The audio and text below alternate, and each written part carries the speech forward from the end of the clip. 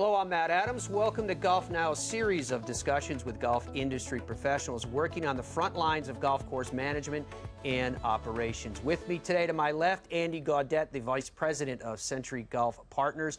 Dave Wasenda is here. He's the President of Applied Golf Course Management. To my right, Mike Hendricks is here from GolfNow. And, of course, you know Matt Janella, our Golf Channel Travel Insider. Okay, so one of the things we want to talk about today is dynamic pricing. It's getting a lot of buzz right now throughout the industry. GolfNow, of course, advocates dynamic pricing. The question is this strategy a good one for every golf course? So, Mike, why don't you start, if I may, to ask you by saying, what is dynamic pricing? Sure. So dynamic pricing is simply the ever-changing rate. So in this case, we're talking about tee time rates.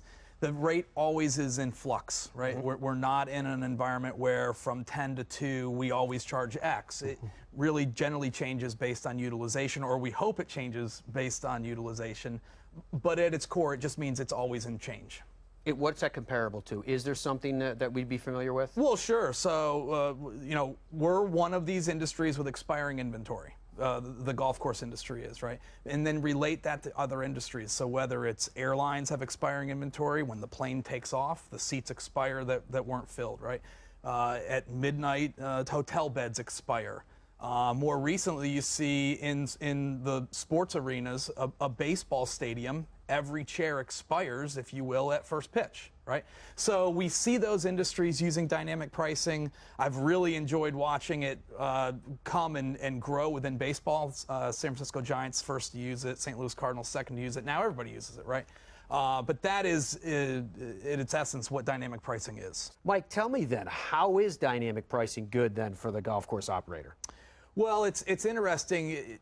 I'd say in the year 2000, the internet becomes relevant. At that point, Google's about 2 years old. And they start to, replace people like Alta Vista. The consumer understands that they can more easily find pricing, whether that's for shoes, golf courses, it doesn't matter, right? Pricing becomes transparent. And we run for about 10 years where really the consumer has quite a bit of leverage on the golf course operator. Maybe not so much the shoe operator, because a shoe operator or seller of shoes in Iowa can now compete with someone in New York. The issue with golf is it's local, right? It doesn't matter what happens in Iowa if I live in Cincinnati. It only matters what happens in Cincinnati. Dynamic pricing is this opportunity finally for the operator to say, I'm going to marry the internet with some additional technology and understand that I can move rate based on utilization, or I can move rate based on anticipated demand, et cetera, et cetera. We ran for a while where the consumer really had quite a bit of leverage. Now dynamic pricing, coupled with some intelligent technology, gives some of that leverage back to the operator. Andy, yes. Are you using dynamic pricing? We have used some sort of dynamic pricing for years. We have had analysts in our company analyzing tee sheets. It's more on a manual basis versus the automated that GolfNow is now offering. Mm-hmm. But our teams have really looked at every hour of the tee sheet every day of the week to try and find that right price during the right time period. How important is it to it? It's extremely important. He mentioned the fact that tee times that go unused is lost inventory. Mm-hmm. I mean, it expires. You've got no chance to make that revenue again. The comment that we use in our business a lot in our company is that your tee sheet's kind of like a theater. Your theater, that front row seating, you're going to get the maximum pricing for, but when you've got the back row, you're not going to get it at just any price. You've got to figure out the price for each seat in that theater and try and fill the theater. That's your tee sheet. Great analogy. Great analogy. From that perspective, Matt, you just heard Mike talk about it from, say, an airline perspective or from a sporting goods perspective. Andy's talking about it from seats in a theater. Do you see the application here from a golfer's perspective, a golf course perspective? Well, all I do is whenever I'm creating lists or creating information or trying to come up with what is this trip going to cost you this particular time of year, is I'm combing through websites of golf courses and I'm seeing how dynamic pricing is being utilized, especially in like at a GolfNow situation, and watching all the different price points, and it can go down 1 hour, it goes back up another hour, it goes back down another hour, and it's a pretty wild thing. And I think as it relates to courses that really facilitate a lot of local golfers, it makes a lot more sense when you've got 95% of your rounds being played by people who are in that area.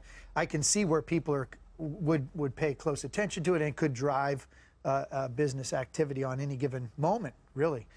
As it relates to sort of a destination golfer, an alpha trip planner, someone who's trying to lock in and say, hey, this is when we're going, these are what the prices are, here's what the budget's going to be, here's how much it's going to cost you. People are looking for bottom lines. I don't see it being used by a lot of destination golf facilities, because they probably have a better sense of, maybe 95% of their clientele is actually from out of town. They know the ebbs and flows of their business. I just don't see it being used at some of the top destinations that I talk about on a regular basis. And I'd support that, because we think that the danger with a resort location is that if you start to dynamic price down closer to their travel time, you're training that person to wait till the last minute to secure that time. It's not in their best you know, from a destination location, you want to fill that tee sheet as far in advance as you can. Yeah. And you'll still see twilight, you'll still see good deals, you'll still see some creative, pricing out on various things, but I just don't see it being used in a destination. I think that's a great point, though. Essentially, you're talking about day parts, right? Yeah. Whether it's twilight. It's interesting when you get really deep with dynamic pricing and the ability to apply A strategy in that day part and B strategy in this day part. That can become pretty meaningful to the bottom line, and that even does fit with the travel destination. You will see some travel people dynamically price in a specific day part. So much of this, David, this discussion is about understanding your inventory. Now, granted, in our discussion, inventory here are tee times, right? How do you, picking up on what Matt was saying here, how do you communicate this back to your end customer, whoever that end customer is? That means that you have to know who that end customer is, and how do you get them the message about how this dynamic pricing will work best with whatever their desire is?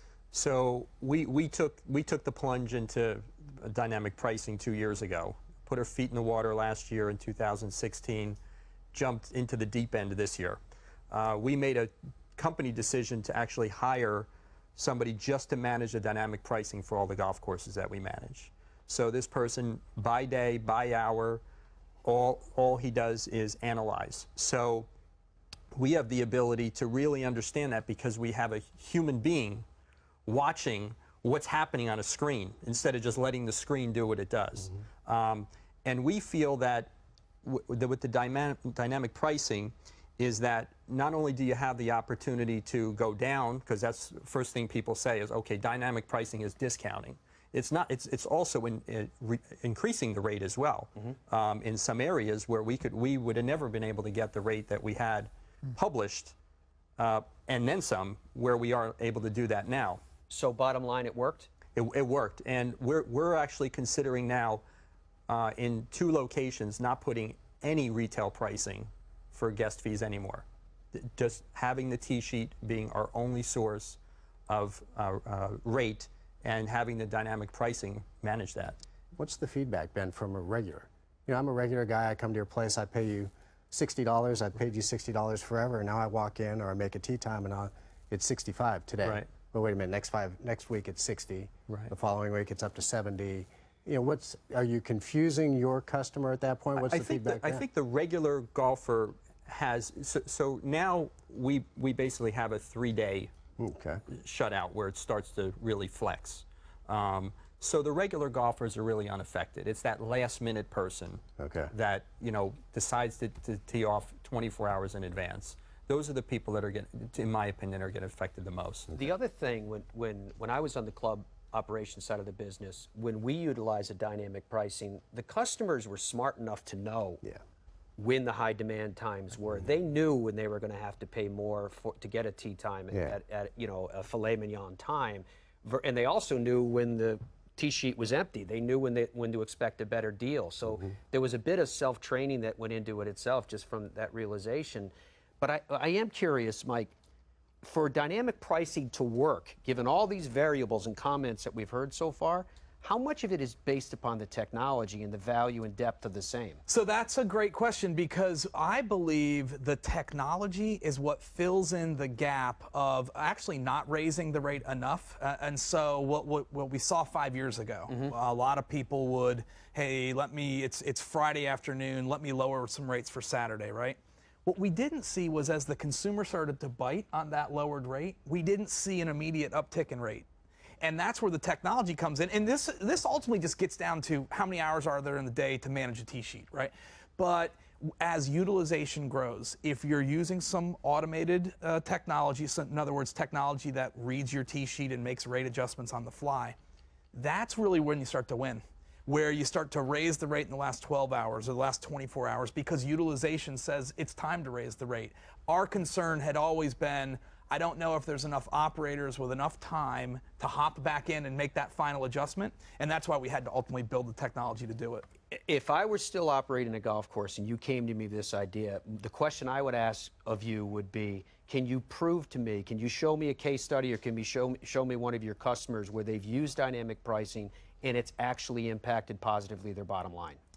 So yeah, I was going to say we would point you to Applied Golf, Yeah, right? right. I will say this, in our world, in the GolfNow world, the bottom line is a little bit out of our purvey, right? That is actually the owner knows the bottom line. I can speak in depth about the impact we've had on online tee times, for sure. Fascinating stuff.